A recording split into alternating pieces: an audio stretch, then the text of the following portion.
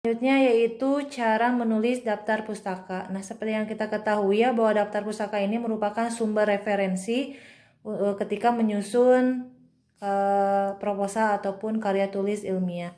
Nah, daftar pustaka ini nyambungnya ke rangka teori atau kajian pustaka.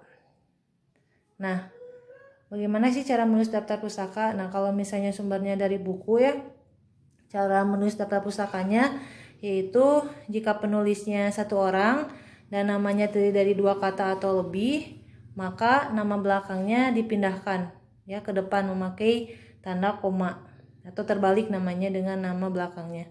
Kemudian diikuti tahun terbit buku, judul buku, tempat terbit, dan nama penerbit. Itu masing-masing dipisahkan oleh titik. Misalnya di sini Yogaswara Yogi, nama aslinya kan Yogaswara. Nah, makanya dalam daftar pustaka itu namanya terbalik.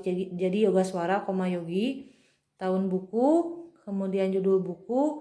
Ini Bandung di sini tempat terbit, dan CV Aneka ini merupakan nama penerbit. Oke, masih daftar pustaka dalam buku ya. Nah, jika pengarangnya 2 atau 3 orang, nah maka nama penulis pertama yang ditulis terbalik, sedangkan nama yang lainnya tidak. Misalnya di sini ada 2 pengarang ya, Edi Warsidi dan Eriadi Budiman. Nah, untuk nama yang terbalik ini cukup 1 pengarang saja. Jadi Warsidi, Edi dan Eriadi Budiman. Ya. Kemudian tahun terbit buku, judul buku, ya, kemudian tempat terbit, kemudian pakai titik 2 dan nama penerbit. Jadi antara tempat terbit dan nama penerbit itu bisa dipisahkan oleh titik, bisa menggunakan titik 2.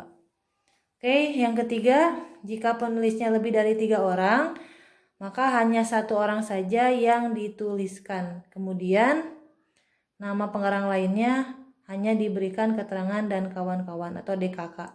Misalnya di sini nama pengarangnya Dendi Sugiono, jadi Sugiono, Dendi dan kawan-kawan. Ya, diikuti tahun, judul itu ya. Oke, yang selanjutnya masih dalam buku ya.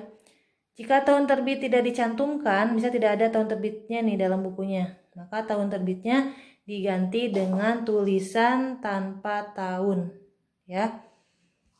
Nah, di sini contohnya Doni Maulana, jadi Maulana, Doni tanpa tahun, ya. Kemudian judul, kemudian nama penerbit dan tempat terbit. Oke, selanjutnya masih dalam buku juga. Jika beberapa buku penulisnya sama, nah, maka dalam daftar pustaka si nama penulisnya tidak dicantumkan lagi atau tidak mengulang nama penulisnya.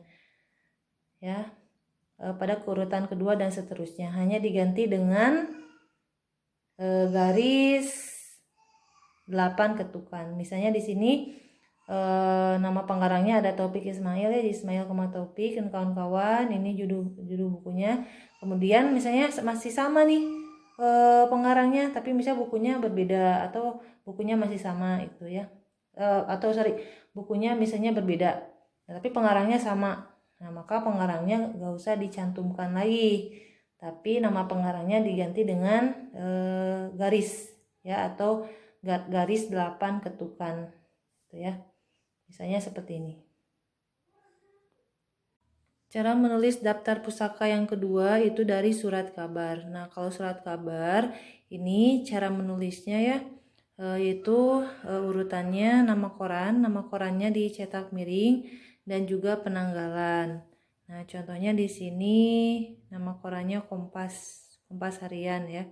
Kemudian penanggalannya Jakarta 20 Februari 2005. Nah, itu ya.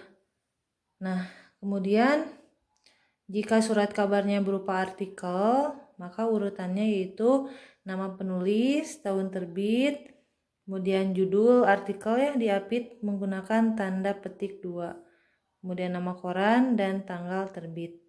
Contohnya di sini Sabtamaja.com Ini nama penulisnya, kemudian tahun. Nah, selanjutnya ini yang diapi tanda petik yaitu judul artikel, ya. Kemudian penanggalan atau tanggal terbit. Oke, itu kalau misalnya daftar pustakanya atau ngambil kutipannya dari surat kabar.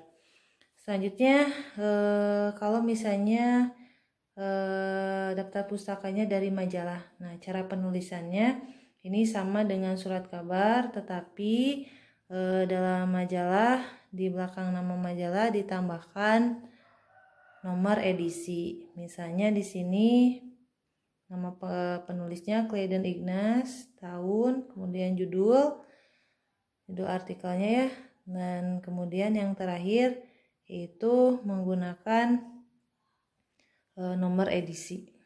Di sini nomor edisinya nomor 50. Nah, selanjutnya membuat daftar pustaka ya yang keempat yaitu dari makalah. Nah, ini khususnya untuk makalah yang ada di internet. Cara menulis daftar pustaka dari makalah yang ada di internet, urutannya itu nama penulis, tahun pembuatan makalah, diakhiri titik, kemudian judul makalah, diakhiri titik, kemudian alamat webnya atau linknya apabila makalahnya dari internet ya, kemudian tanggal akses ketika mengutip. Nah, di sini nama penulisnya Rahning Asri, tahun pembuatan makalahnya 2017, judul makalahnya di sini Perjalanan Demokrasi pada Orde Baru. Kemudian linknya di sini dikutip dari HTTP. Jangan lupa sesudah judul makalah itu menggunakan keterangan makalah. Ya, kemudian alamatnya atau link URL-nya di sini dikutip dari HTTP ya. Kemudian terakhir penanggalan ya. 1 April.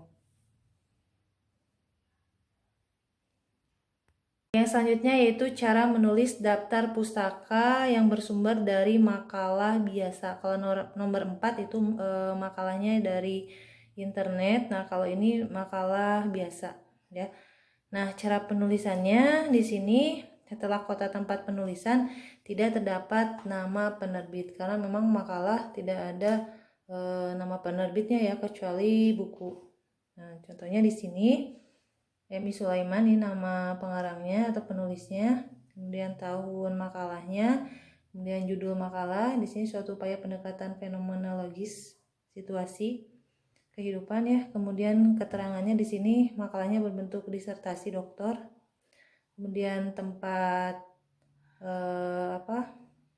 tempat penulisan dan di sini tidak diterbitkan. Jadi tidak ada penerbit. Oke, selanjutnya yang keenam, cara menulis daftar pustaka dari website. Nah, ini yang paling sering dipakai nih ya, website sama internet. Ini daftar pustaka dari website dan internet ini paling banyak yang dipakai. Nah, tapi sih kalau bisa menulis daftar pustaka itu yang bervariasi ya sumbernya, tidak hanya dari internet atau website saja, tapi kalau bisa dari buku, majalah, ataupun surat kabar itu ya. Jadi yang bervariasi. Nah, kalau dari website ya cara nulisnya nih susunannya yang pertama yaitu nama pengarang, tahun publikasi, judul artikel, alamat web dan tanggal akses. Cantumkan tanggal dan bulannya. Nah, contohnya di sini Feby Nur Anggara ini nama pengarangnya, kemudian tahun publikasinya 2011. Kemudian di sini judul artikelnya bahaya penyalahgunaan narkoba. Dan selanjutnya alamat webnya yaitu di HTTPS ini ya. Ini alamatnya.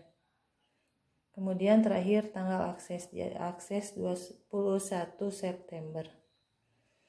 Oke, selanjutnya yang terakhir cara menulis daftar pustaka yang bersumber dari internet.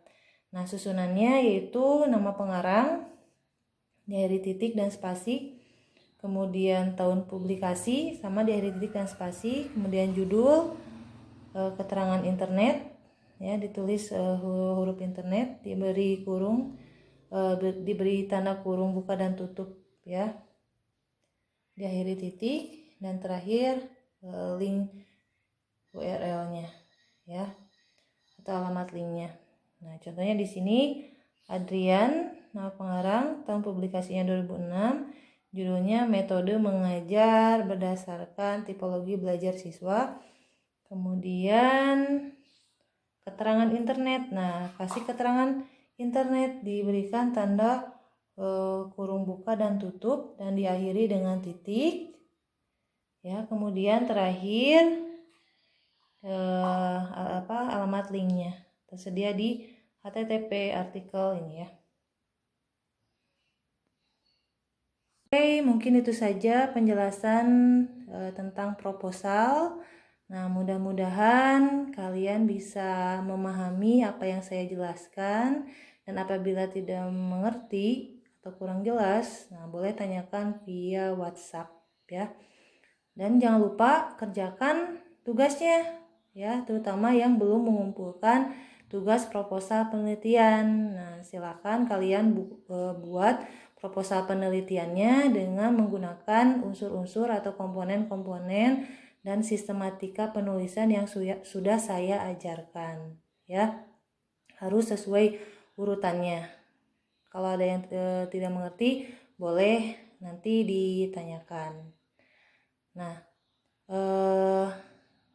untuk proposal kenapa proposal penelitian? Nah, karena ini nyambungnya ke materi terakhir nanti, itu karya tulis ilmiah. Kalau proposal kan rencana penelitiannya, belum dilakukan penelitiannya. Nah, kalau karya tulis ilmiah itu setelah penelitiannya ya. Jadi sekali lagi, proposal itu rencana, berarti sebelum penelitian. Kira-kira kamu akan melakukan penelitian apa nih ya?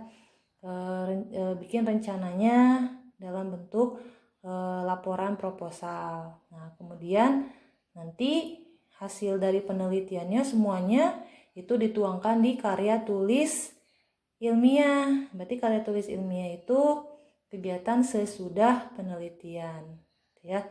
Nah, silahkan kalian rencanakan kira-kira mau penelitian tentang apa. Nanti sesudah masuk sekolah kalian harus terjun secara langsung untuk melakukan penelitian ya. Harusnya sih ini berkelompok, cuman karena situasinya seperti ini jadi dikerjakan secara individu dulu ya. Nanti kalau udah masuk sekolah didiskusikan lagi ya, kira-kira penelitian siapa yang mau diambil ya. Silakan sekali lagi kalian rencanakan mau meneliti tentang apa, itu bebas ya, mau tentang misalnya tentang bahaya narkoba atau kenakalan remaja, atau misalnya tentang gadget, atau yang sedang viral sekarang ini misalnya tentang virus corona, itu bebas ya, terserah mau tentang apa saja penelitiannya. Dan untuk kata-katanya ketika penyusunan proposal itu silahkan lihat sendiri di internet untuk contoh kata-katanya. Tapi untuk sistematika penulisannya atau unsur-unsurnya sesuai dengan apa yang sudah saya jelaskan ya. Nah, kalau contoh kata-katanya silahkan lihat di internet ya. Tapi jangan jangan plagiat ya. Jangan plagiat. Jadi ambil saja yang kira-kira menurut kamu yang sesuai ya. Ya, sekali lagi untuk proposal penelitiannya ya jangan dibuat asal-asalan ya, harus berdasarkan fakta atau direncanakan. Soalnya nanti sudah masuk sekolah, nanti kamu akan melakukan yang namanya penelitian atau terjun langsung untuk melakukan penelitian ya. Nah, selain itu proposal penelitiannya harus berbentuk proposal formal. Kan bentuk proposal itu ada 3 ya, ada yang resmi, formal, ada semi formal dan non formal. Nah, jadi jenisnya yang formal atau yang meliputi 3 bagian utama, yang pada pendahuluan, isi, dan penutup. Ya, sekali lagi proposal penelitiannya harus dibuat dalam bentuk proposal formal ya. Oke, itu saja mungkin dari saya. Mudah-mudahan bermanfaat dan dapat dipahami. Wassalamualaikum warahmatullahi wabarakatuh.